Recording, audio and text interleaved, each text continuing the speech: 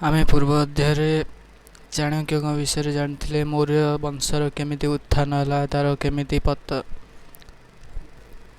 ନନ୍ଦବଂଶକୁ ବିନାଶ କରି ସେ ତାର ସ୍ୱରାଜ୍ୟ ଗଠନ କରିଥିଲେ ଭାରତ ଖଣ୍ଡରେ। ଆଜି ଆମେ ଜାଣିବା ଖ୍ରୀଷ୍ଟପୂର୍ବ 200ରୁ ଖ୍ରୀଷ୍ଟାବ୍ଦ 300 ପର୍ଯ୍ୟନ୍ତର ସମୟରେ କେଉଁ କେଉଁ ସାମ୍ରାଜ୍ୟ ଗଢ଼ି ଉଠିଥିଲା, କେଉଁମାନେ ରାଜା ହୋଇଥିଲେ। ଏହା କେବଳ 200ରୁ 300, ତୁମେ ଭାବିବନି କି ଜମାରୁ 200ରୁ 300 କି 100 ବର୍ଷ। ଏହା ହେଉଛି 500 ବର୍ଷ, କାରଣ ଖ୍ରୀଷ୍ଟପୂର୍ବ 200 ଥିଲା, ତାପରେ ଖ୍ରୀଷ୍ଟାବ୍ଦ 300।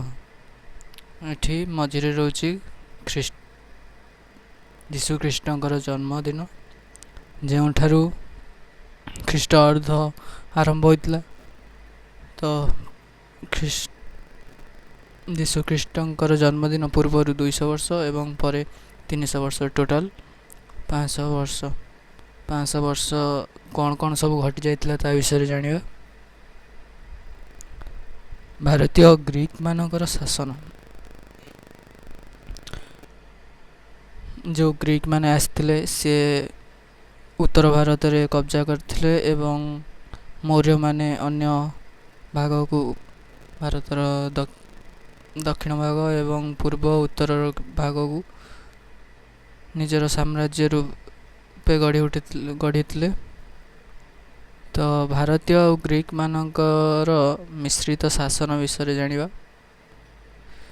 ଖ୍ରୀଷ୍ଟପୂର୍ବ 2ୟ ଶତାବ୍ଦୀରେ ଉତ୍ତର ପଶ୍ଚିମ ଭାରତରୁ ଏକାଧିକ ବିଦେଶିକ ଜାତି ଆକ୍ରମଣ କରିଥିଲେ।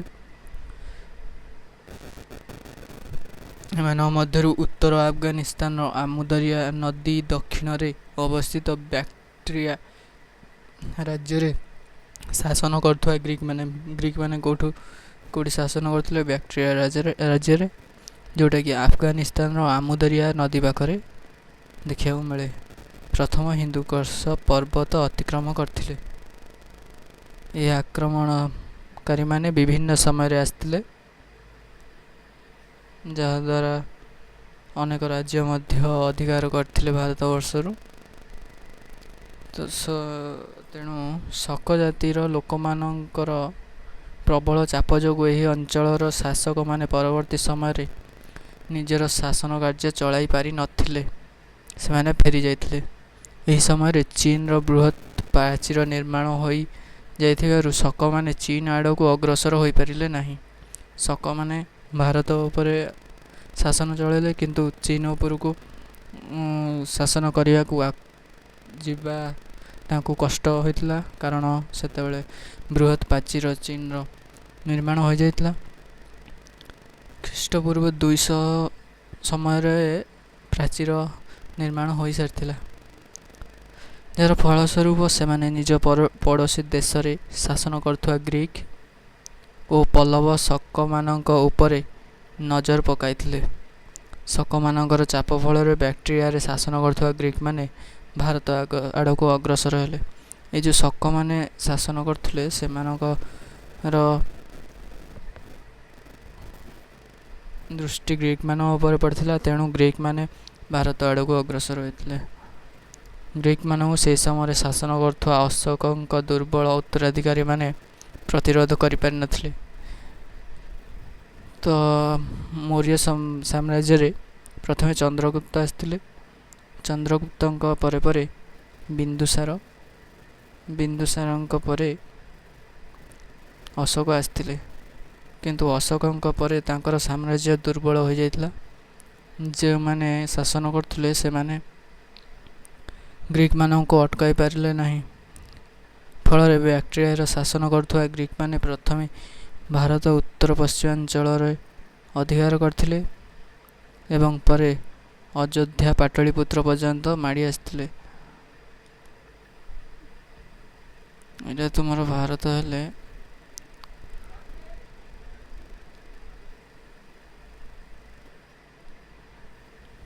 ଏହି ଭାଗକୁ ସେମାନେ ଅଧିକାର କରିଥିଲେ ଏବଂ ତାପରେ ପରେ ଅଯୋଧ୍ୟା ଓ ପାଟଳିପୁତ୍ର ଆଡ଼କୁ ମଧ୍ୟ ମାଡ଼ି ଆସିଥିଲେ। ଗ୍ରୀକ୍ ଶାସନକର୍ତ୍ତାମାନଙ୍କ ମଧ୍ୟରେ ମେନେଣ୍ଡର ପ୍ରମୁଖ ଥିଲେ। କିଏ ନା ମେନେଣ୍ଡର। କେତେକ ତାଙ୍କୁ ମିଳିନ୍ଦ ମଧ୍ୟ କହିଥାନ୍ତି, କାରଣ ସେତେବେଳେ ତାଙ୍କର ଉଚ୍ଚାରଣ କରିପାରୁନଥିଲେ, ତେଣୁ ମିଳିନ୍ଦ ବୋଲି କହୁଥିଲେ। ସେ ତାଙ୍କର ରାଜଧାନୀ ସାକଳ ବର୍ତ୍ତମାନର ପଞ୍ଜାବର ସିଆଲକୋଟାଠାରେ ଅବସ୍ଥିତ। ସେଇଠାରେ ସେ ତାଙ୍କର ରାଜଧାନୀ ଗଢ଼ିଥିଲେ। ମେନେଣ୍ଡର ବୌଦ୍ଧଗୁରୁ ନାଗାର୍ଜୁନଙ୍କ ଦ୍ୱାରା ବୌଦ୍ଧ ଧର୍ମରେ ଦୀକ୍ଷିତ ହୋଇଥିଲେ ଓ ସେ ନାଗାର୍ଜୁନଙ୍କୁ ବୌଦ୍ଧ ଧର୍ମ ବିଷୟରେ ଅନେକ ପ୍ରଶ୍ନ ପଚାରିଥିଲେ। ମେନେଣ୍ଡରଙ୍କର ପ୍ରଶ୍ନଗୁଡ଼ିକ ଏବଂ ତା'ର ଉତ୍ତର ଦେଇଥିଲେ ନାଗାର୍ଜୁନ, ଯାହାକି ମିଳିନ୍ଦପନଃ ନାମକ ଗ୍ରନ୍ଥରେ ଲିପିବଦ୍ଧ ହୋଇଅଛି।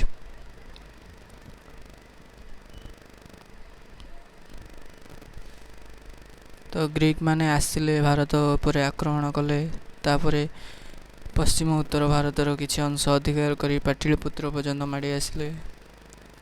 ଆଉ ତାଙ୍କ ବିଷୟରେ ଟିକେ ତାଙ୍କର ଧର୍ମ କେମିତି କ'ଣ ଥିଲା ସେ ବିଷୟରେ ଜାଣିବାକୁ ଗଲେ ସେ ଟିକେ ବୌଦ୍ଧ ଧର୍ମ ଉପରେ ଗୁରୁତ୍ୱାରୋପ କରିଥିଲେ ଏବଂ ଧର୍ମଗୁରୁମାନଙ୍କୁ ପଚାରି କିଛି ପ୍ରଶ୍ନ ତାକୁ ଉତ୍ତର ପାଇ ମିଳିନ୍ଦପନଃ ନାମକ ଗ୍ରନ୍ଥରେ ଲିପିବଦ୍ଧ କରି ରଖିଥିଲେ। ଭାରତୀୟ ଓ ଗ୍ରୀକ୍ମାନଙ୍କ ମଧ୍ୟରେ ଅନେକ ଗୁଡ଼ିଏ ମୁଦ୍ରା ପ୍ରଥମେ ପ୍ରଚଳନ କରିଥିଲେ। ପରବର୍ତ୍ତୀ ଶତାବ୍ଦୀରେ ଅନ୍ୟ ରାଜାମାନେ ମଧ୍ୟ ମୁଦ୍ରା ପ୍ରଚଳିତ ହୋଇଥିଲା। ଏହାଛଡ଼ା ଭାରତରେ ସେମାନେ ବୌଦ୍ଧ ଶିଳ୍ପ କଳାର ପୃଷ୍ଠପୋଷକତା କରୁଥିଲେ, ଯାହାକୁ ଗାନ୍ଧାର କଳା ମଧ୍ୟ କୁହାଯାଏ। ଗ୍ରୀକ୍ ଆଉ ଭାରତୀୟ ବୌଦ୍ଧ ଧର୍ମ ବା ଭାରତୀୟମାନଙ୍କର ବୌଦ୍ଧ ଧର୍ମ ମିଶିକି ଯେଉଁ ନୂତନ କଳା ସୃଷ୍ଟି ହେଲା ତାହାକୁ ଗାନ୍ଧାର କଳା କୁହାଗଲା। ସେ ତା'ର ପୃଷ୍ଠପୋଷକତା କରୁଥିଲେ। ଭାରତରେ ଶାସନ କରୁଥିବା ଗ୍ରୀକ୍ ମାନେ କାଳକ୍ରମେ ଭାରତୀୟ ସଂସ୍କୃତି ଓ ଧର୍ମ ଗ୍ରହଣ କରିଥିଲେ। ଶକମାନଙ୍କର ଶାସନ କିଭଳି ଥିଲା? ଭାରତୀୟ ଗ୍ରୀକ୍ମାନଙ୍କ ପରେ ଉତ୍ତର ପଶ୍ଚିମ ଭାରତରେ ଶକମାନେ ଶାସନ କରିଥିଲେ। ଗ୍ରୀକ୍ମାନଙ୍କ ଅପେକ୍ଷା ଶକମାନେ ଭାରତର ଅଧିକ ଅଞ୍ଚଳରେ ନିଜର ଶାସନ ପ୍ରତିଷ୍ଠା କରିଥିଲେ। ଶକମାନେ ମୋଗଲୀୟମାନଙ୍କର ଏକ ଶାଖା ଥିଲେ। ମୋଗଲର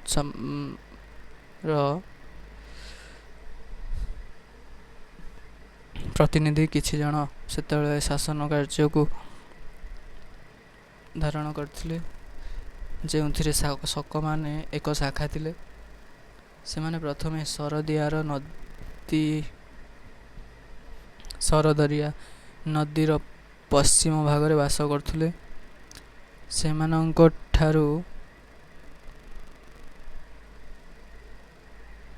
ସେମାନଙ୍କୁ ସେଠାରୁ ୟୁଚି ଜାତିର ଲୋକମାନେ ବିତାଡ଼ିତ କରିବାରୁ ସେମାନେ ଭାରତ ଆଡ଼କୁ ଅଗ୍ରସର ହେଲେ। ୟୁଚି ଜାତିର ଲୋକ ଯେଉଁମାନେ ଆମର ଚାଇନାରୁ ଆସୁଛନ୍ତି, ସେମାନେ ଏହି ଜାତିର ଲୋକମାନଙ୍କୁ ତଡ଼ି ଦେବାରୁ ସେମାନେ ଭାରତ ଆଡ଼କୁ ଅଗ୍ରସର ହୋଇଥିଲେ ଶକମାନେ, ଏବଂ ଭାରତୀୟ ଗ୍ରୀକ୍ ରାଜ୍ୟ ଅଧିକାର କରି ନିଜର ଶାସନ ପ୍ରତିଷ୍ଠା କଲେ। ଗ୍ରୀକ୍ମାନଙ୍କ ପରେ ପରେ ପୁଣି ଶକମାନେ ଆକ୍ରମଣ କରିଥିଲେ। ଶକମାନେ 5ଟି ଭାଗରେ ବିଭକ୍ତ ହୋଇ ଭାରତ ଏବଂ ଆଫଗାନିସ୍ତାନରେ ନିଜର ଶାସନ ପ୍ରତିଷ୍ଠା କରିଥିଲେ। ସେ ଗୋଟିଏ ହୋଇ ଆସିଲେ ଏବଂ 5ଟି ଭାଗରେ ବିଭକ୍ତ ହୋଇ 5ଟି ଜାଗାରେ ଶାସନ କରିବାକୁ ଲାଗିଲେ। ପ୍ରଥମ ଭାଗଟି ଆଫଗାନିସ୍ତାନରେ ରହିଲା। ତାପରେ ଆଉ ଯେଉଁ 4 ଜଣ ଆସିଲେ 4ଟା ଭାଗ ହୋଇକି, ଦ୍ୱିତୀୟ ଭାଗଟି ଭାରତର ତକ୍ଷଶିଳାରେ ନିଜର ରାଜଧାନୀ ପ୍ରତିଷ୍ଠା କରି ଶାସନ କଲେ। ତୃତୀୟ ଭାଗଟି ମଥୁରାରେ ରହି 200 ବର୍ଷ ଶାସନ କଲେ ଏବଂ ଚତୁର୍ଥ ଭାଗଟି ଭାରତର ପଶ୍ଚିମ ଭାରତରେ ବସବାସ କରୁଥିବା ଖ୍ରୀଷ୍ଟୀୟ 4ଥ ଶତାବ୍ଦୀ ପର୍ଯ୍ୟନ୍ତ ଶାସନ କରିଥିଲେ ଏବଂ ପଞ୍ଚମ ଭାଗଟି ଦାକ୍ଷିଣାତ୍ୟ ଉପର ଭାଗର ନିଜର ଶାସନ ପ୍ରତିଷ୍ଠା କରିଥିଲେ। ଦକ୍ଷିଣ ଯେମିତି କର୍ଣ୍ଣାଟକ ରହିଲା, ମହାରାଷ୍ଟ୍ର ରହିଲା, ତା ଉପର ଭାଗରେ ସେମାନେ ନିଜର ଶାସନ ପ୍ରତିଷ୍ଠା କରିଥିଲେ। ଭାରତୀୟ ରାଜା ଓ ଲୋକମାନଙ୍କ ଠାରୁ ଶକମାନେ କୌଣସି ପ୍ରତିରୋଧର ସମ୍ମୁଖୀନ ହୋଇନଥିଲେ। ମାତ୍ର କିମ୍ବଦନ୍ତୀ ଅନୁସାରେ ଉଜ୍ଜୟିନୀର ଜଣେ ରାଜା ଶକମାନଙ୍କୁ ସଫଳ ଭାବରେ ପ୍ରତିରୋଧ କରି ତଡ଼ିଦେବାରେ ସମର୍ଥ ହୋଇଥିଲେ ବୋଲି ଜଣାପଡ଼ିଥାଏ। ସେ ଖ୍ରୀଷ୍ଟପୂର୍ବ 58 ଏଇଠି ଖ୍ରୀଷ୍ଟପୂର୍ବ ସରି ଆସିଲା। ଖ୍ରୀଷ୍ଟପୂର୍ବ 58 ମସିହାରେ ଶକମାନଙ୍କୁ ପରାସ୍ତ କରି ନିଜକୁ ବିକ୍ରମାଦିତ୍ୟ ଉପାଧିରେ ଭୂଷିତ କରି ବିକ୍ରମ ସମ୍ବତ ବା ଅର୍ଦ୍ଧ ପ୍ରଚଳନ କରିଥିଲେ। ଏଇଠି ଯେତେବେଳେ ସେ ଶକମାନଙ୍କୁ ହରାଇଥିଲେ ସେଇଠୁ ଖ୍ରୀଷ୍ଟ ଅର୍ଦ୍ଧ ପ୍ରଚଳନ ହେଲା, ବିକ୍ରମ ସମ୍ବତ ବା ଅର୍ଦ୍ଧ। ତାଙ୍କ ପରେ ଆହୁରି ଅନେକ ରାଜା ବିକ୍ରମାଦିତ୍ୟ ଉପାଧି ଧାରଣ କରି ଶାସନ କରିଥିଲେ। ବିକ୍ରମାଦିତ୍ୟ ଜଣେ ରାଜା ନୁହେଁ, ସେଇଟା ଗୋଟେ ଉପାଧି। ଯେଉଁ ସବୁ ରାଜା ହେଉଥିଲେ ଯେତେବେଳେ ଜଣେ ବଡ଼ ସାମ୍ରାଜ୍ୟକୁ ହରେଇ ଯୁଦ୍ଧକୁ ଜିତୁଥିଲେ ତାଙ୍କୁ ବିକ୍ରମାଦିତ୍ୟ ଉପାଧି ମିଳୁଥିଲା। ଏହି ପ୍ରଥା ଖ୍ରୀଷ୍ଟାବ୍ଦ 1400 ପର୍ଯ୍ୟନ୍ତ ପଶ୍ଚିମ ଭାରତ ଓ ଦାକ୍ଷିଣାତ୍ୟରେ ଚଳି ଆସିଥିଲା। ଶକମାନେ ଭାରତର ବିଭିନ୍ନ ଭାଗରେ ଶାସନ କରୁଥିଲେ ମଧ୍ୟ କେବଳ ପଶ୍ଚିମ ଭାରତରେ ସେମାନେ ଦୀର୍ଘ 400 ବର୍ଷ ଧରି ଶାସନ କରିଥିଲେ। ଶକ ରାଜାମାନଙ୍କ ମଧ୍ୟରେ ଥିଲେ କିଏ? ରୁଦ୍ରଦାମନ, ଯିଏକି ଶ୍ରେଷ୍ଠ ଥିଲେ। ଖ୍ରୀଷ୍ଟ ଅର୍ଦ୍ଧ 130ରୁ 150 ପର୍ଯ୍ୟନ୍ତ ସେ ଶାସନ କରିଥିଲେ, 20 ବର୍ଷ। ସେ ମାଳବ, ସୌରାଷ୍ଟ୍ର, ଗୁଜରାଟ, ଉତ୍ତର କୋଙ୍କଣ ଉପକୂଳ ଏବଂ ନର୍ମଦା ଉପତ୍ୟକାରେ ଥିବା କେତେକ ରାଜ୍ୟକୁ ଜୟ କରିଥିଲେ। ଆହୁରି ମଧ୍ୟ ସେ ମୌର୍ଯ୍ୟ ସାମ୍ରାଜ୍ୟ କାଳରେ ଜଳସେଚନ ପାଇଁ ତିଆରି ହୋଇ ବହୁଦିନ ବ୍ୟବହୃତ ହୋଇନଥିବା ସୁଦର୍ଶନ ହ୍ରଦର ମରାମତି କାର୍ଯ୍ୟ ଆରମ୍ଭ କରିଥିଲେ, ଯାହାଦ୍ୱାରା ସେ ସୁନାମ ଅର୍ଜନ କରିଥିଲେ। ସୁଦର୍ଶନ ହ୍ରଦ। ରୁଦ୍ରଦାମନ ସଂସ୍କୃତ ଭାଷାକୁ ମଧ୍ୟ ଭଲ ପାଉଥିଲେ। ଏଥିରେ ତାଙ୍କର ଗଭୀର ପାଣ୍ଡିତ୍ୟ ଥିଲା। ସଂସ୍କୃତ ଭାଷାକୁ ସେ ଶକ ହୋଇ ମଧ୍ୟ ସଂସ୍କୃତ ଭାଷାକୁ ଭଲ ପାଉଥିଲେ। ସେ ବୋଧେ ଏହି ଭାରତରେ ଜନ୍ମଗ୍ରହଣ କରିଥିଲେ, ଯାହା ଜଣାପଡ଼ୁଛି। ସେ ବିଦ୍ୱାନ ପଣ୍ଡିତମାନଙ୍କୁ ସମ୍ମାନ ଦେଇ ଆଦର କରୁଥିଲେ। ଆହୁରି ମଧ୍ୟ ତାଙ୍କର ବ୍ୟାକରଣ, ରାଜନୀତି, ସଙ୍ଗୀତ, ଦର୍ଶନ କ୍ଷେତ୍ରରେ ମଧ୍ୟ ପର୍ଯ୍ୟାପ୍ତ ଜ୍ଞାନ ଥିଲା, ଯାହା ଶିଳାଲିପିରୁ ଜଣାପଡ଼ିଥାଏ। ସେ ଭାରତରେ ଶାସନ କରୁଥିବା ସାତବାହନ, ଲିଚ୍ଛବୀ ଇତ୍ୟାଦି ରାଜପରିବାର ସହ ବୈବାହିକ ସମ୍ପର୍କ ସ୍ଥାପନ କରିଥିଲେ। ଶକମାନେ ଏଇ ଯେଉଁ ବୈବାହିକ ସମ୍ପର୍କ ସ୍ଥାପନ ଆମେ ଆଗକୁ ପଢ଼ିବା। ଯେତେବେଳେ ମୋଗଲମାନେ ଆସିଥିଲେ ସେମାନେ ବି ଏଇ ଫର୍ମୁଲାକୁ ଲାଗୁ କରିଥିଲେ, ଯାହାଦ୍ୱାରା ସେ ଶକ୍ତିଶାଳୀ ହୋଇପାରିଥିଲେ। ଶକମାନେ ଭାରତୀୟ ଲୋକମାନଙ୍କର ରୀତିନୀତି ଚଳଣିରେ ସାମିଲ ହୋଇଥିଲେ ଏବଂ ଭାରତୀୟ ସଂସ୍କୃତି ଗ୍ରହଣ କରି ଗ୍ରୀକମାନଙ୍କ ପରି ସମ୍ପୂର୍ଣ୍ଣ ଭାବେ ଭାରତୀୟ ହୋଇଯାଇଥିଲେ। ଗ୍ରୀକମାନେ ବି ଭାରତୀୟ ହୋଇଯାଇଥିଲେ ଏବଂ ସେହିଭଳି ଶକମାନେ ବି ଧୀରେ ଧୀରେ ଆସି ରହି ଭାରତୀୟ ହୋଇଯାଇଥିଲେ। ଶକମାନଙ୍କ ପରେ ପରେ କୁଷାଣମାନେ ଆସିଲେ, ଯେଉଁମାନେ 200 ବର୍ଷ ପର୍ଯ୍ୟନ୍ତ ଶାସନ କରିଥିଲେ ଭାରତରେ। ଖ୍ରୀଷ୍ଟ ଜନ୍ମର ପୂର୍ବବର୍ତ୍ତୀ 200 ବର୍ଷ ମଧ୍ୟରେ ପଶ୍ଚିମ ଏସିଆ ଭୂଖଣ୍ଡକୁ ବିଭିନ୍ନ ଜାତିର ଲୋକମାନେ ଆସିଥିଲେ। ସେମାନେ ମଧ୍ୟରେ ଥିଲେ ଶକ, ପଲ୍ଲବ, ୟୁଚି। ଶକ ବିଷୟରେ ଆମେ ଜାଣିଲେ, ପଲ୍ଲବ ଆଉ ୟୁଚି। ଏହିସବୁ ଜାତିର ଲୋକମାନେ ଆସିବା ଫଳରେ ପଶ୍ଚିମ ଏସିଆର ଏଇ ଭାଗଟା ପଶ୍ଚିମ ଏସିଆର ବିଭିନ୍ନ ଅଞ୍ଚଳରେ ପ୍ରଭାବ ବିସ୍ତାର କରିଥିବା ଗ୍ରୀକମାନଙ୍କର ଆଧିପତ୍ୟ ଲୋପ ପାଇଗଲା। ଏହି ଜାତିମାନଙ୍କ ମଧ୍ୟରେ ୟୁଚି ଜାତି 5 ଗୋଷ୍ଠୀରେ ବିଭକ୍ତ ହୋଇଥିଲେ। ଏମାନଙ୍କ ମଧ୍ୟରେ କୁଷାଣ ଗୋଷ୍ଠୀ ପ୍ରସିଦ୍ଧ ଥିଲେ। ୟୁଚି ଜାତି ମଧ୍ୟ 5ଟି ଗୋଷ୍ଠୀରେ ଭାଗ ହୋଇଥିଲେ। ଯେମିତି ଶକମାନେ ଆସିଥିଲେ, ସେମାନେ 5 ଭାଗରେ ବିଭକ୍ତ ହୋଇ ଶାସନ କରିଥିଲେ, ସେହିଭଳିଆ ୟୁଚି ମଧ୍ୟ 5ଟି ଗୋଷ୍ଠୀରେ ବିଭକ୍ତ ହୋଇଥିଲେ। ସେମାନଙ୍କ ମଧ୍ୟରୁ କୁଷାଣ ଗୋଷ୍ଠୀ ପ୍ରସିଦ୍ଧ ଥିଲେ, ସେ ଅଧିକ ଶକ୍ତିଶାଳୀ ଥିଲେ। କୁଷାଣମାନଙ୍କ ଉତ୍ପତ୍ତି ବିଷୟରେ ଚୀନ ଭାଷାରେ ଲିଖିତ ପ୍ରାଚୀନ ଗ୍ରନ୍ଥରୁ ଅନେକ ତଥ୍ୟ ମିଳିଥାଏ। ଏହି ତଥ୍ୟ ଅନୁସାରେ ଖ୍ରୀଷ୍ଟପୂର୍ବ 2ୟ ଶତାବ୍ଦୀରେ ଚୀନ ଦେଶର ପଶ୍ଚିମ ଭାଗର ୟୁଚି ନାମକ ଗୋଟିଏ ଶକ୍ତିଶାଳୀ ଯାଯାବର ଜାତି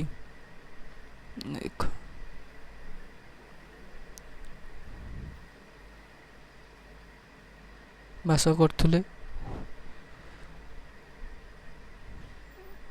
ହୁଣ ନାମକ ଅନ୍ୟ ଏକ ଶକ୍ତିଶାଳୀ ଯାଯାବର ଜାତି ଏମାନଙ୍କୁ ସେଠାରୁ ତଡ଼ି ଦେଇଥିଲେ। ତେଣୁକରି ୟୁଚିମାନେ ପଶ୍ଚିମ ଏସିଆକୁ ପଳାଇ ଆସି ଶକମାନଙ୍କୁ ବିତାଡ଼ିତ କରି ବାକ୍ଟ୍ରିଆ ବା ଉତ୍ତର ଆଫଗାନିସ୍ତାନର ଦଖଲ କଲେ। ଏହାପରେ ସେମାନେ ହିନ୍ଦୁକୁଶ ପର୍ବତକୁ ଅତିକ୍ରମ କରି ନିମ୍ନ ସିନ୍ଧୁ ଅବବାହିକା ଓ ବିସ୍ତୀର୍ଣ୍ଣ ଗାଙ୍ଗେୟ ଅବବାହିକାରେ ନିଜର ଆଧିପତ୍ୟ ବିସ୍ତାର କଲେ। ଏଇଠି ଦେଖିବ, ଏଇଠି ଧର ତୁମର ରହିଲା ଚୀନଟା, ସେଇଠି ରହୁଥିଲେ ୟୁଚିମାନେ। ଏଟା ତ ନୁହେଁ, ପ୍ରାୟ ଏଇପଟକୁ ରହିବ। ଏଇ ତୁମର ପଶ୍ଚିମ ଚୀନରେ ୟୁଚିମାନେ ରହୁଥିଲେ। ୟୁଚିମାନଙ୍କୁ ଯେତେବେଳେ ତଡ଼ିଦେଲେ, ସେମାନେ ତ ହିମାଳୟ ପାର କରିକି ଆସିପାରିବେନି ନା, ତେଣୁକରି ସେମାନେ ଗଲେ ଆଫଗାନିସ୍ତାନ। ଆଫଗାନିସ୍ତାନର ଉତ୍ତର ଆଫଗାନିସ୍ତାନରେ ସେମାନେ କବ୍ଜା କଲେ, ଯେଉଁଠି ଶକମାନେ ଥିଲେ। ତାଙ୍କୁ ବିତାଡ଼ିତ କରି ତାପରେ ଧୀରେ ଧୀରେ ସେ ଭାରତ ଆଡ଼କୁ ଅଗ୍ରସର ହୋଇଥିଲେ।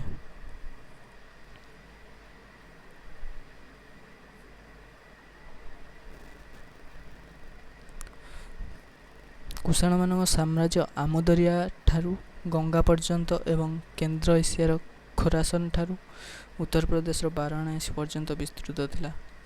କେନ୍ଦ୍ର ଏସିଆର କେତେକ ଅଞ୍ଚଳ, ଆଫଗାନିସ୍ତାନର କିଛି ଅଂଶ ଏବଂ ପାକିସ୍ତାନ ଓ ଉତ୍ତର ଭାରତର ଅଧିକାଂଶ ଅଞ୍ଚଳ କୁଷାଣ ସାମ୍ରାଜ୍ୟର ଅନ୍ତର୍ଭୁକ୍ତ ଥିଲା।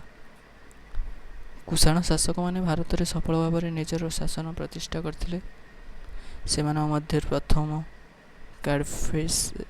କାଡ଼ଫିସେସ୍ ଏବଂ ଦ୍ୱିତୀୟ କାଡ଼ଫିସେସ୍ ପ୍ରମୁଖ ଥିଲେ। ଏହି ଦୁଇଜଣ ରାଜା ତାଙ୍କ ରାଜ୍ୟରେ ଅନେକ ମୁଦ୍ରା ପ୍ରଚଳନ କରିଥିଲେ। ଦ୍ୱିତୀୟ କାଡ଼ଫିସେସ୍ ସ୍ୱର୍ଣ୍ଣ ମୁଦ୍ରା ପ୍ରଚଳନ କରିଥିଲେ। ତାଙ୍କ ବେଳେ ସ୍ୱର୍ଣ୍ଣ ମୁଦ୍ରାର ଆବିଷ୍କାର ହୋଇଯାଇଥିଲା। ସେତେବେଳେ ସ୍ୱର୍ଣ୍ଣକୁ ବ୍ୟବହାର କରିପାରୁଥିଲେ, ସୁନାକୁ। ଏହା ଭାରତରେ ପ୍ରଚଳିତ ପ୍ରଥମ ସ୍ୱର୍ଣ୍ଣ ମୁଦ୍ରା ଥିଲା। କିଏ କରିଥିଲେ? ନା କୁଷାଣମାନେ କରିଥିଲେ। ତାଙ୍କର କୁଷାଣମାନଙ୍କର ଶାସକ ସେତେବେଳେ କିଏ ଥିଲେ? ଦ୍ୱିତୀୟ କାଡ଼ଫିସେସ୍। କୁଷାଣ ସମ୍ରାଟ କନିଷ୍କ କୁଷାଣ ରାଜବଂଶର ତୃତୀୟ ଏବଂ ସର୍ବଶ୍ରେଷ୍ଠ ରାଜା ଥିଲେ। କିଏ? କନିଷ୍କ। ନା କନିଷ୍କ, କିନ୍ତୁ ସର୍ବଶ୍ରେଷ୍ଠ ରାଜା ଥିଲେ। ସେ 78 ଖ୍ରୀଷ୍ଟାବ୍ଦରେ ଖ୍ରୀଷ୍ଟାବ୍ଦ ଆସିଗଲା, ବୁଝିଲ, ଖ୍ରୀଷ୍ଟପୂର୍ବ ଥିଲା, ଏମାନେ ଖ୍ରୀଷ୍ଟାବ୍ଦରେ ଆସିଥିଲେ। ସେ 78 ଖ୍ରୀଷ୍ଟାବ୍ଦରେ ସିଂହାସନ ଆରୋହଣ କରିଥିଲେ। ଏହି ବର୍ଷଠାରୁ ଶକାବ୍ଦ ଗଣନା କରାଯାଏ। ଏହି ବର୍ଷଠୁ ଶକାବ୍ଦକୁ ଗଣନା କରାଯାଏ। ତାଙ୍କର ରାଜ୍ୟଜୟ। କନିଷ୍କ ସିଂହାସନ ଆରୋହଣ କରିବା ସମୟରେ ତାଙ୍କ ରାଜ୍ୟ ଆଫଗାନିସ୍ତାନ, ସିନ୍ଧୁ ପ୍ରଦେଶର ଏକ ବୃହତ୍ ଅଂଶ ରହିଥିଲା। ପଞ୍ଜାବ ଏବଂ ପାର୍ଥିଆର ଓ ବାକ୍ଟ୍ରିଆର କେତେକ ଅଞ୍ଚଳରେ ବିସ୍ତୃତ ଥିଲା। ତ ବାକ୍ଟ୍ରିଆ ଯେତେବେଳେ ହେଉଛନ୍ତି, ସେଇଟା କେଉଁ ଜାଗାରେ ଦେଖିଦେବା। ଏଠି ନାହିଁ ବାକ୍ଟ୍ରିଆ,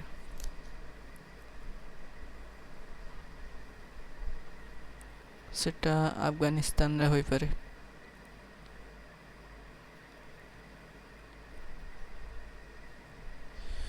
କନିଷ୍କ ଖୋଟାନ, କାଶ୍ମୀର, ଗାଙ୍ଗେୟ ଉପତ୍ୟକାର କେତେ ଅଂଶ, ମାଳବ ଇତ୍ୟାଦି ଜୟ କରି ନିଜ ସାମ୍ରାଜ୍ୟରେ ମିଶାଇ ଦେଇଥିଲେ।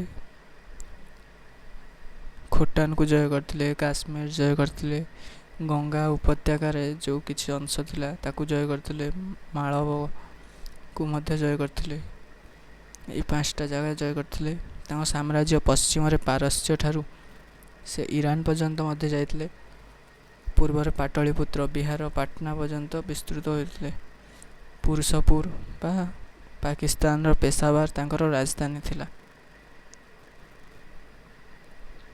ଅଶ୍ୱଘୋଷ ଦ୍ୱାରା ପ୍ରଭାବିତ ହୋଇ କନିଷ୍କ ବୌଦ୍ଧ ଧର୍ମ ଗ୍ରହଣ କରିଥିଲେ। ଯେଉଁମାନେ ସବୁ ଆସୁଛନ୍ତି ବାହାର ଦେଶରୁ, ସେମାନେ କୌଣସି ନା କୌଣସି ବୌଦ୍ଧ ଧର୍ମ ଗୁରୁଙ୍କ ସହ ମିଶି ତାଙ୍କ ପ୍ରଭାବରେ ବୌଦ୍ଧ ଧର୍ମ ଗ୍ରହଣ କରିଛନ୍ତି। ଏହି ଧର୍ମର ପ୍ରଚାର ଓ ପ୍ରସାର ପାଇଁ ଅନେକ କାର୍ଯ୍ୟ ମଧ୍ୟ ସେ କରିଥିଲେ। ସେ ଅନେକ ସ୍ତୂପ ଓ ବୌଦ୍ଧ ବିହାର ନିର୍ମାଣ କରିଥିଲେ। ସେତେବେଳକୁ ବୌଦ୍ଧ ଧର୍ମ ହୀନଯାନ ଏବଂ ମହାଯାନ ଦୁଇ ଭାଗରେ ବିଭକ୍ତ ହୋଇଯାଇଥିଲା। ଆମେ ପୂର୍ବରୁ ପଢ଼ିଥିଲେ ବୌଦ୍ଧ ଧର୍ମ ଦୁଇ ଭାଗରେ ବିଭକ୍ତ ହୋଇଥିଲେ ପରେ ଯାହାକି ହୀନଯାନ ଥିଲା ଏବଂ ମହାଯାନ ଥିଲା।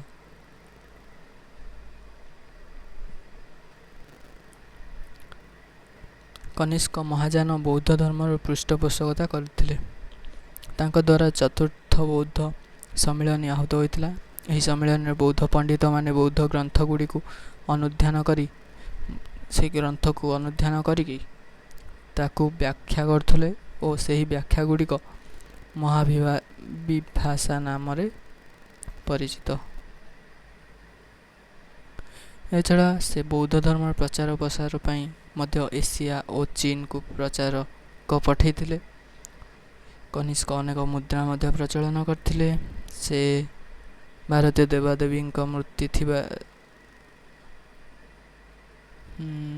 ସେ ଅନ୍ୟ ଧର୍ମ ପ୍ରତି ସହନଶୀଳ ଥିଲେ ବୋଲି ଜଣାଯାଏ। ଏଇଠି ଦେଖିପାରୁଥିବ ତୁମେ କନିଷ୍କଙ୍କର ମୂର୍ତ୍ତିରୁ ତାଙ୍କ ମୁଣ୍ଡ ଅବଶ୍ୟ ନାହିଁ, ତାଙ୍କର ମସ୍ତକବିହୀନ ମୂର୍ତ୍ତି। କନିଷ୍କ ନିଜ ସାମ୍ରାଜ୍ୟରେ ବାଣିଜ୍ୟ ବୃଦ୍ଧି ପାଇଁ ମଧ୍ୟ ଉଦ୍ୟମ କରିଥିଲେ। ଚୀନ ଓ ରୋମ୍ ସହ ତାଙ୍କର ସାମ୍ରାଜ୍ୟର ବାଣିଜ୍ୟିକ ସମ୍ପର୍କ ଥିଲା। କନିଷ୍କ ବୁଦ୍ଧ ଓ ତାଙ୍କ ଶିଷ୍ୟମାନଙ୍କର ଦେହାବଶେଷ ସଂରକ୍ଷଣ ପାଇଁ ସ୍ତୂପମାନ ନିର୍ମାଣ କରିଥିଲେ। ରାଜସଭାରେ ଚରକ, ଅଶ୍ୱଘୋଷ ଓ ନାଗାର୍ଜୁନ ଆଦି ପଣ୍ଡିତମାନେ ସ୍ଥାନ ପାଇଥିଲେ। କନିଷ୍କଙ୍କର ସମୟରେ ସଂସ୍କୃତ ଭାଷାରେ ଅନେକ ଗ୍ରନ୍ଥ ରଚିତ ହୋଇଥିଲା। କନିଷ୍କ 23 ବର୍ଷ ରାଜତ୍ୱ କରିଥିଲେ। ତାଙ୍କ ସମୟରେ ଏହି ସମୟରେ ସେ 5ଟା ଜାଗା ଜିତିଥିଲେ ଏବଂ ପାରସ୍ୟରୁ ଆରମ୍ଭ କରି ଚୀନ ପର୍ଯ୍ୟନ୍ତ ଅନେକ ରାଜ୍ୟ ଜୟ କରିଥିଲେ। ଦାକ୍ଷିଣାତ୍ୟର ସାତବାହନ ସାମ୍ରାଜ୍ୟ। ମୁଦ୍ରା, ଶିଳାଲିପି ଓ ମତ୍ସ୍ୟ ପୁରାଣରୁ ଯାହା ଜଣାପଡ଼େ, ସାତବାହନ ସାମ୍ରାଜ୍ୟ ବିଷୟରେ ଅନେକ କିଛି ତଥ୍ୟ ଥାଏ। ଏହି ତଥ୍ୟଗୁଡ଼ିକରୁ ଜଣାଯାଏ ଯେ ଖ୍ରୀଷ୍ଟପୂର୍ବ ପ୍ରଥମ ଓ ଦ୍ୱିତୀୟ ଶତାବ୍ଦୀରେ ନର୍ମଦା, ତାପ୍ତି, ଗୋଦାବରୀ, କୃଷ୍ଣା ନଦୀ ମଧ୍ୟବର୍ତ୍ତୀ ଅଞ୍ଚଳରେ ସାତବାହନ ସାମ୍ରାଜ୍ୟ ପ୍ରତିଷ୍ଠା ହୋଇଥିଲା। ଏଇ ଯେଉଁ ସମୟଟା ଆମେ କହିଲେ ଖ୍ରୀଷ୍ଟପୂର୍ବ ପ୍ରଥମ ଓ ଦ୍ୱିତୀୟ ଶତାବ୍ଦୀ, ମାନେ 200 ବର୍ଷରୁ 0 ପର୍ଯ୍ୟନ୍ତ ଯେଉଁ ସମୟଟା, ସେହି ସମୟରେ ଆମେ ଜାଣିଲେ କ'ଣ, ଉତ୍ତର ଏବଂ ପଶ୍ଚିମ ଭାରତରେ ଶକମାନେ ଶାସନ କଲେ, କୁଷାଣମାନେ ଶାସନ କଲେ। ତାପରେ ୟୁଚିମାନେ ଆସିଥିଲେ, ଯାହାକି ତାଙ୍କ ଭିତରୁ ଥିଲେ କନିଷ୍କ, ଯିଏକି ବହୁତ ଜାଗା ଅଧିକାର କରିଥିଲେ। ତ ସେହି ସମୟରେ ସେପଟେ ଯେତିକି ଶାସନ କଲେ ତାପରେ ମଧ୍ୟ ଭାରତ ଏବଂ ଦକ୍ଷିଣ ଭାରତ ଆଡ଼କୁ ନର୍ମଦା, ତାପ୍ତି, ଗୋଦାବରୀ, କୃଷ୍ଣା ନଦୀ ଏହି ଅବବାହିକା ପାଖାପାଖିରେ ଯେଉଁମାନେ ଶାସନ କରୁଥିଲେ ତାଙ୍କ ମଧ୍ୟରୁ ଥିଲେ ସାତବାହନ ସାମ୍ରାଜ୍ୟ। ସାତବାହନ ସାମ୍ରାଜ୍ୟର ରାଜଧାନୀର ନାମ ଥିଲା ପ୍ରତିଷ୍ଠାନ। ବର୍ତ୍ତମାନ ଏହା ମହାରାଷ୍ଟ୍ରର ପୈଠାନ ନାମରେ ପରିଚିତ। ପୁରାଣରେ ସାତବାହନମାନଙ୍କୁ ଆନ୍ଧ୍ର କୁହାଯାଇଛି।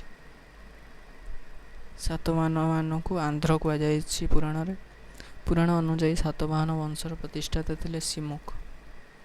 ସେ ଶୁଙ୍ଗ କାର୍ଣ୍ଣ ଶାସନର ଅବସାନ ଘଟାଇ, ଏହା ପୂର୍ବରୁ ଶୁଙ୍ଗ କାର୍ଣ୍ଣ ଶାସନ ଚାଲିଥିଲା, ତାକୁ ହଟେଇକି ସେ ପ୍ରାଧାନ୍ୟ ବିସ୍ତାର କରିଥିଲେ। ତାଙ୍କର ଭାଇ କୃଷ୍ଣ ଥିଲେ ଏହି ବଂଶର ପରବର୍ତ୍ତୀ ଶାସକ। ତାଙ୍କ ପରେ ଏହି ବଂଶର ତୃତୀୟ ରାଜା ସାତକର୍ଣ୍ଣି ମାଲବ ଜୟ କରି ଏହି ବିଜୟର ସ୍ମାରକୀ ସ୍ୱରୂପ ଅଶ୍ୱମେଧ ଯଜ୍ଞ କରିଥିଲେ। ସେତେବେଳେ ସେ ଅଶ୍ୱମେଧ ଯଜ୍ଞ ମଧ୍ୟ କରିଥିଲେ କିଏ ନା ସାତକର୍ଣ୍ଣି ମାଲବ। ମାତ୍ର ଶକ ରାଜା ସାତକର୍ଣ୍ଣିଙ୍କୁ, ଶକ ରାଜା ଯିଏକି ଉତ୍ତର ଭାରତରେ ଥିଲେ, ସେଇଆଡ଼କୁ ଯେତେବେଳେ ସେ ଘୋଡ଼ା ପଠାଇଲେ ଅଶ୍ୱମେଧ ଯଜ୍ଞ କରିକି, ସେତେବେଳେ ସାତକର୍ଣ୍ଣିଙ୍କୁ ଶକ ରାଜା ହରାଇ ଦେଇଥିଲେ। ପରାସ୍ତ କରି ସାତବାହନ ସାମ୍ରାଜ୍ୟର ଅନେକ ଅଞ୍ଚଳକୁ ଦଖଲ କରି ନେଇଥିଲେ। ସାତକର୍ଣ୍ଣିଙ୍କ ମୃତ୍ୟୁ ମୃତ୍ୟୁ ପରେ ତାଙ୍କର ରାଣୀ ତାଙ୍କ 2 ଜଣ ନାବାଳକ ପୁତ୍ରମାନଙ୍କର ଅଭିଭାବକ ରୂପେ କିଛି ଦିନ ଶାସନ କାର୍ଯ୍ୟ ଚଳାଇଥିଲେ। ଖ୍ରୀଷ୍ଟୀୟ 2ୟ ଶତାବ୍ଦୀର ପ୍ରଥମ ଭାଗରେ ଗୌତମୀ ପୁତ୍ର ସାତକର୍ଣ୍ଣୀ ବା ଦ୍ୱିତୀୟ ସାତକର୍ଣ୍ଣୀ ସାତବାହନ ଶାସନର ଯଶ ଖ୍ୟାତି ବଢ଼ାଇଥିଲେ। ସେ କ'ଣ କରିଥିଲେ? ସେ ଶକ, ଯବନ, ପଲ୍ଲବ ମାନଙ୍କୁ ପରାସ୍ତ କରିଥିଲେ ଏବଂ ଶକମାନେ ଦଖଲ କରିଥିବା ଅଞ୍ଚଳକୁ ଛଡ଼ାଇ ଆଣିଥିଲେ। ଶକମାନେ ଯେତେବେଳେ ଅଶ୍ୱମେଧ ଯଜ୍ଞ ହୋଇଥିଲା ସେତେବେଳେ ସାତକର୍ଣ୍ଣୀ କ'ଣ କରିଥିଲେ? ଅଶ୍ୱମେଧ ଯଜ୍ଞ ପାଇଁ ଘୋଡ଼ାକୁ ପଠାଇଥିଲେ କେଉଁଠି? ଭାରତ ଭ୍ରମଣ କରିବାକୁ। ସେତେବେଳେ ଉତ୍ତର ଭାରତରେ ଶକମାନେ ଶାସନ କରିଥିଲେ, ଯିଏକି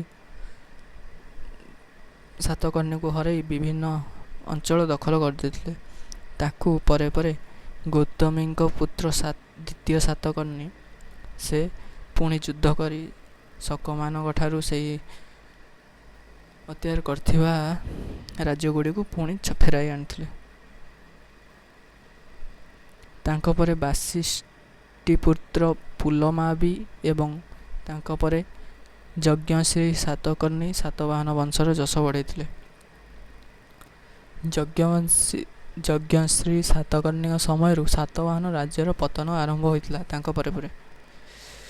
ତ ଶେଷରେ ଶକ ଆଉ ପଲ୍ଲବ ଓ କୁଷାଣମାନଙ୍କର ଆକ୍ରମଣ ଫଳରେ ସାତବାହନ ସାମ୍ରାଜ୍ୟ ଲୋପ ପାଇଲା। ପୁଣି ଥରେ ସେମାନେ ତାଙ୍କ ଉପରେ ଆକ୍ରମଣ କଲେ ଏବଂ ତାଙ୍କର ସାମ୍ରାଜ୍ୟ ଲୋପ ପାଇଗଲା।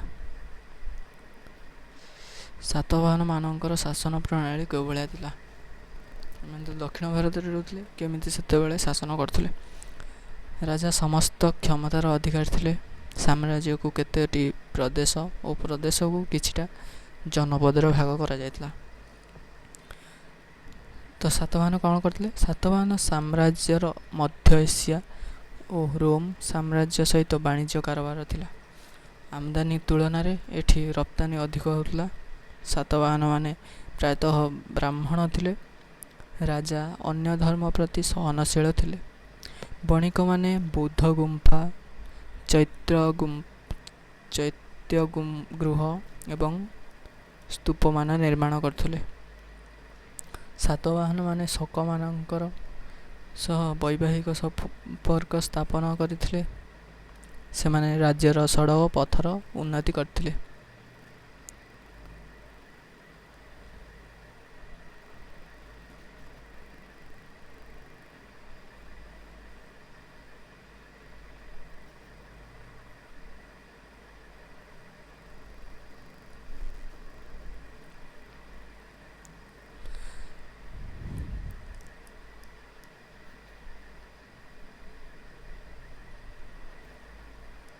ତାପରେ ଜାଣିବା ଆମେ ଖାରବେଳଙ୍କ ବିଷୟରେ। ସେହି ସମୟରେ ଆମର ପୂର୍ବ ଭାରତରେ ଖାରବେଳଙ୍କର ଶାସନ ଚାଲିଥିଲା। ଖ୍ରୀଷ୍ଟପୂର୍ବ ପ୍ରଥମ ଶତାବ୍ଦୀରେ କଳିଙ୍ଗରେ ଏକ ମହାନ ରାଜବଂଶର ଉତ୍ଥାନ ଘଟିଥିଲା। ଏହି ରାଜବଂଶ ମହାମେଘବାହନ ବଂଶ ନାମରେ ପରିଚିତ ଥିଲା। ସେମାନଙ୍କ ପୂର୍ବ ପୁରୁଷମାନେ ଚେଦି ବଂଶର ଥିଲେ ବୋଲି ବିଶ୍ୱାସ କରାଯାଏ। ଦକ୍ଷିଣ ଭାରତରେ ଯେଉଁ ଆମର ରହିଲା ତାମିଲନାଡ଼ୁ, ଆନ୍ଧ୍ର, ଏଇପଟରେ ଚେଦି ବଂଶ ଶାସନ କରୁଥିଲେ। ତ ସେମାନେ ମଧ୍ୟ ଓଡ଼ିଶାରେ ଆସି ଶାସନ କରୁଥିଲେ, ଯାହା ବିଶ୍ୱାସ କରାଯାଏ। ସେମାନେ ମହାମେଘବାହନ ବଂଶ ସୃଷ୍ଟି କରିଥିଲେ, ଯାହାକି ଖ୍ରୀଷ୍ଟପୂର୍ବ ପ୍ରଥମ ଶତାବ୍ଦୀରେ କଳିଙ୍ଗର ଏକ ମହାନ ରାଜବଂଶ ଭାବରେ ଉତ୍ଥାନ ଘଟିଥିଲା। ଏହି ରାଜବଂଶର ସର୍ବଶ୍ରେଷ୍ଠ ରାଜା ଥିଲେ ମହାମେଘବାହନ ଐର ଖାରବେଳ। ଏଇଟା ମନେ ରଖିବ। ସେ କଳିଙ୍ଗକୁ ଏକ ଶକ୍ତିଶାଳୀ ରାଜ୍ୟରେ ପରିଣତ କରିଥିଲେ ଇତ୍ୟାଦି ଇତ୍ୟାଦି। ଖାରବେଳ ଥିଲେ ମହାମେଘବାହନ ବଂଶର ତୃତୀୟ ରାଜା। ପିତାଙ୍କ ମୃତ୍ୟୁ ପରେ ସେ ଶାସନ ଭାର ଗ୍ରହଣ କଲାବେଳକୁ ତାଙ୍କର ବୟସ ମାତ୍ର 15 ବର୍ଷ ହୋଇଥିଲା। ଭୁବନେଶ୍ୱର ଉଦୟଗିରି ପାହାଡ଼ରେ ଥିବା ହାତୀ ଗୁମ୍ଫା ତାଙ୍କର 13 ବର୍ଷର ରାଜତ୍ୱର ବିବରଣୀ ଖୋଦିତ ହୋଇଅଛି। ତୁମେ ଯାଇଛ କେବେ ଭୁବନେଶ୍ୱର ଉଦୟଗିରି? ସେଠି ଦେଖିବ ହାତୀ ଗୁମ୍ଫା ପାହାଡ଼ରେ ଥିବା ହାତୀ ଗୁମ୍ଫାରେ ସେଠି ଖାରବେଳଙ୍କର ବୀରତ୍ୱ ବିଷୟରେ, ରାଜତ୍ୱ ବିଷୟରେ ଖୋଦିତ ହୋଇଅଛି। ସେଥିରୁ ଜଣାଯାଏ ଯେ ସେ ବାଲ୍ୟାବସ୍ଥା ସମୟରେ ବିଦ୍ୟା ଶିକ୍ଷା ଲାଭ କରିଥିଲେ, ଯୁଦ୍ଧ ବିଦ୍ୟାରେ ପାରଙ୍ଗମତା ହାସଲ କରିଥିଲେ। ସେ ଖ୍ରୀଷ୍ଟପୂର୍ବ 40 ମସିହାରେ କଳିଙ୍ଗ ଶାସନ ଆରୋହଣ କରିଥିଲେ। 20ରେ ଆମର କ'ଣ ହେଇଥିଲା, ସାତବାହନ ସାମ୍ରାଜ୍ୟରେ ସାତକର୍ଣ୍ଣି ସେ ଶାସନଭାର ଗ୍ରହଣ କରିଥିଲେ। ଇଏ 40ରେ, ତା ପୂର୍ବରୁ 40ରେ କଳିଙ୍ଗ ସିଂହାସନ ଆରୋହଣ କରିଥିଲେ। ଖାରବେଳଙ୍କ ଶାସନ ସମୟର ବିଭିନ୍ନ କାର୍ଯ୍ୟ ସେ କରିଥିଲେ। ତାଙ୍କର ରାଜ୍ୟ ଜୟ କେଉଁଠି ହେଇଥିଲା? ଖାରବେଳଙ୍କର ରାଜ୍ୟ ଶାସନର ଦ୍ୱିତୀୟ ବର୍ଷରୁ ତାଙ୍କର ଦିଗ୍ବିଜୟ କାର୍ଯ୍ୟ ଆରମ୍ଭ ହୋଇଥିଲା। ଖାରବେଳ ପଶ୍ଚିମ ଦିଗରେ କୃଷ୍ଣା ନଦୀ ପର୍ଯ୍ୟନ୍ତ ଅଗ୍ରସର ହୋଇ ରାଷ୍ଟ୍ରିକ ଓ ଭୋଜକମାନଙ୍କୁ ପରାସ୍ତ କରିଥିଲେ। ଉତ୍ତର ଭାରତରେ ସେହିଭଳିଆ ସୈନ୍ୟ ଚାଳନ କରି ମଗଧ ରାଜାଙ୍କୁ ପରାସ୍ତ କରିଥିଲେ। ଏହାଛଡ଼ା ଆକ୍ରମଣକାରୀ ଯବନମାନଙ୍କୁ ମଥୁରା ପର୍ଯ୍ୟନ୍ତ ତଡ଼ି ଦେଇଥିଲେ। ଯବନମାନେ ଯେଉଁ ବୈଦେଶିକ ଶତ୍ରୁ ଆସିଥିଲେ ତାଙ୍କୁ ମଥୁରା ପର୍ଯ୍ୟନ୍ତ ତଡ଼ି ଦେଇଥିଲେ ଏବଂ ଦକ୍ଷିଣ ଦିଗରେ ପିଥୁଣ୍ଡ ଅଧିକାର କରିବା ସହିତ ଶକ୍ତିଶାଳୀ ତାମିଲ ରାଷ୍ଟ୍ରସଂଘକୁ ମଧ୍ୟ ଧ୍ୱଂସ କରିଥିଲେ। ମଗଧର ରାଜା ବୃହସ୍ପତି ମିତ୍ରଙ୍କୁ ପରାସ୍ତ କରି ପୂର୍ବରୁ ନନ୍ଦ ରାଜା କଳିଙ୍ଗ ଆକ୍ରମଣ କରି ନେଇଥିବା କଳିଙ୍ଗ ଜିନ୍କୁ ସେ ପୁଣି ଫେରାଇ ଆଣିଥିଲେ। ନନ୍ଦ ରାଜା ଯେତେବେଳେ କଳିଙ୍ଗକୁ ଆକ୍ରମଣ କରିଥିଲେ, ମଗଧର ରାଜା ଧନାନନ୍ଦ ସେ ପୂର୍ବରୁ କଳିଙ୍ଗର ଜିନ୍କୁ ନେଇଯାଇଥିଲେ। ସେଇ ଜିନ୍କୁ ସେ ଖାରବେଳ ପୁଣି ଥରେ କଳିଙ୍ଗକୁ ଫେରାଇ ଆଣିଥିଲେ। କାହାକୁ ହରାଇ? ବୃହସ୍ପତି ମିତ୍ରଙ୍କୁ ପରାସ୍ତ କରି। ସେ ତାଙ୍କର ଶାସନ କେମିତି କରୁଥିଲେ? ମୌର୍ଯ୍ୟ ଶାସନ ଅମଳର କେତେକ ରାଜ୍ୟ କର୍ମଚାରୀ ପଦ ଖାରବେଳଙ୍କ ସମୟରେ ମଧ୍ୟ ପ୍ରଚଳିତ ଥିଲା। ମୌର୍ଯ୍ୟ ଶାସନର ମହାମାତ୍ରଙ୍କୁ ସେତେବେଳେ ମହାମଦ କୁହାଯାଇଥିଲା।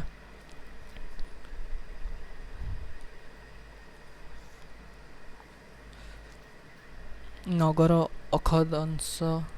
ଏଇ ମହାମାତ୍ର କ'ଣ? ଯେଉଁମାନେ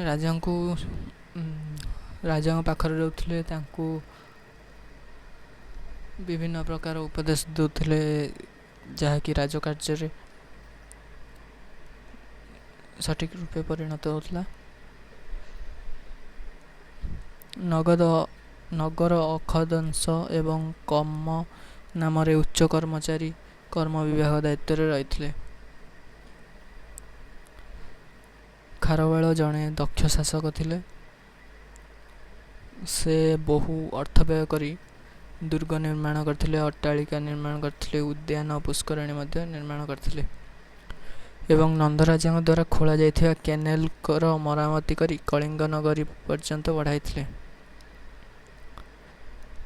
ଭୁବନେଶ୍ୱର ନିକଟସ୍ଥ ଶିଶୁପାଳଗଡ଼ଠାରେ ତାଙ୍କର ରାଜଧାନୀ କଳିଙ୍ଗ ନଗରୀ ଥିଲା ବୋଲି ଅନୁମାନ କରାଯାଏ। ରାଜତ୍ୱର ନବମ ବର୍ଷରେ ସେ ମହାବିଜୟ ପ୍ରାସାଦ ନିର୍ମାଣ କରିଥିଲେ। ସେ ଜୈନ ଧର୍ମ ଗ୍ରହଣ କରିଥିଲେ। ଉତ୍ତର ଭାରତରେ ଯେତେବେଳେ ବୌଦ୍ଧ ଧର୍ମ ଚାଲିଥିଲା, ଅଶୋକ ମଧ୍ୟ ବୌଦ୍ଧ ଧର୍ମ ଗ୍ରହଣ କରିଥିଲେ, କିନ୍ତୁ ଖାରବେଳ ସେତେବେଳେ ଜୈନ ଧର୍ମକୁ ଗ୍ରହଣ କରିଥିଲେ। ସେ ଜୈନ ଧର୍ମାବଲମ୍ବୀ ହୋଇଥିଲେ ମଧ୍ୟ ଅନ୍ୟ ଧର୍ମ ପ୍ରତି ଉଦାର ନୀତି ଅବଲମ୍ବନ କରୁଥିଲେ। ଦକ୍ଷିଣ ଭାରତର ସଙ୍ଗମ ଯୁଗ। ଦକ୍ଷିଣ ଭାରତକୁ ଯେତେବେଳେ ଆମେ ଯିବା, ତାମିଲମାନେ ଥିଲେ, ସେମାନଙ୍କର ସଙ୍ଗମ ଯୁଗ ସେହି ସମୟରେ ହୋଇଥିଲା, ଯେଉଁ ଆମର ଖ୍ରୀଷ୍ଟପୂର୍ବ 200ରୁ ତାପରେ 200 ବର୍ଷ ଯେଉଁ 0 ପର୍ଯ୍ୟନ୍ତ, ସେତେବେଳେ ସଙ୍ଗମ ଯୁଗ ହୋଇଥିଲା। ଦକ୍ଷିଣ ଭାରତରେ ଯେଉଁ ସମୟରେ ତାମିଲ କବି ଓ ପଣ୍ଡିତ ସଭାରେ ଏକତ୍ରିତ ହୋଇ ଅନେକ ଗୁଡ଼ିଏ ଉତ୍କୃଷ୍ଟ କବିତା ରଚନା କରୁଥିଲେ, ସେହି ସମୟକୁ ସଙ୍ଗମ ଯୁଗ କୁହାଯାଏ। ଏହି କବିତା ଗୁଡ଼ିକ ପାଣ୍ଡ୍ୟ, ଚୋଳ, ଚେର ରାଜାମାନଙ୍କର ପୃଷ୍ଠପୋଷକତାରେ ବିଶିଷ୍ଟ କବି ଓ ପଣ୍ଡିତମାନଙ୍କ ଦ୍ୱାରା ରଚିତ ହୋଇଥିଲା। ତାମିଲ କବି ଏବଂ ପଣ୍ଡିତମାନଙ୍କର ସଭାକୁ ସଙ୍ଗମ କୁହାଯାଉଥିଲା, ତେଣୁ ଏହି ଯୁଗକୁ ସଙ୍ଗମ ଯୁଗ କୁହାଗଲା। ତାମିଲନାଡୁର ତମେ ଜାଣିଛ ମଦୁରାଇ ସହରରେ ଏହିପରି 3ଟି ସଙ୍ଗମ ଅନୁଷ୍ଠିତ ହୋଇଥିଲା। ତିନିଟା ସଙ୍ଗମ ଅନୁଷ୍ଠିତ ହୋଇଥିଲା, ଯେଉଁଠି ବିଭିନ୍ନ ପ୍ରକାର କବି ଲେଖକମାନେ ଆସିଥିଲେ। ସଙ୍ଗମ ସାହିତ୍ୟ। ସଙ୍ଗମ ଯୁଗରେ ତାମିଲ ସାହିତ୍ୟର ବିକାଶ ଘଟିଥିଲା। ଶତାଧିକ ଉତ୍କୃଷ୍ଟ କବି ବା ବହୁ କବିମାନଙ୍କ ଦ୍ୱାରା ସଙ୍ଗମରେ ଅନେକ କବିତା ରଚିତ ହୋଇଥିଲା। କେତେକ ନାରୀ କବି ମଧ୍ୟ ଥିଲେ। ଏହାଛଡ଼ା ଏହି ଯୁଗରେ ତୋଲ୍କାପ୍ପିୟମ୍ ନାମକ ତାମିଲ ବ୍ୟାକରଣ ମଧ୍ୟ ରଚନା କରାଯାଇଥିଲା। ସାହିତ୍ୟର ଏହି ଉତ୍କୃଷ୍ଟ କବିତା ଗୁଡ଼ିକ 8 ଭାଗରେ ବିଭକ୍ତ କରାଯାଇଛି। ଏମାନଙ୍କର ତୋଲ୍କାପ୍ପିୟମ୍। ସଙ୍ଗମ ଯୁଗକୁ ତାମିଲ ସାହିତ୍ୟର ସୁବର୍ଣ୍ଣ ଯୁଗ ସେତେବେଳେ କୁହାଗଲା। ସଙ୍ଗମ ସାହିତ୍ୟରୁ ତାମିଲ ରାଜ୍ୟର ଲୋକମାନଙ୍କର ସଂସ୍କୃତି, ପରମ୍ପରା ଏବଂ ଚଳଣି ବିଷୟରେ ଅନେକ ତଥ୍ୟ ମିଳିଥାଏ, ଯେଉଁଠାରେ ସାମାଜିକ ବ୍ୟବସ୍ଥା, ଅର୍ଥନୈତିକ ବ୍ୟବସ୍ଥା ଏବଂ ବାଣିଜ୍ୟ ବ୍ୟବସ୍ଥା ମଧ୍ୟ ରହିଥାଏ।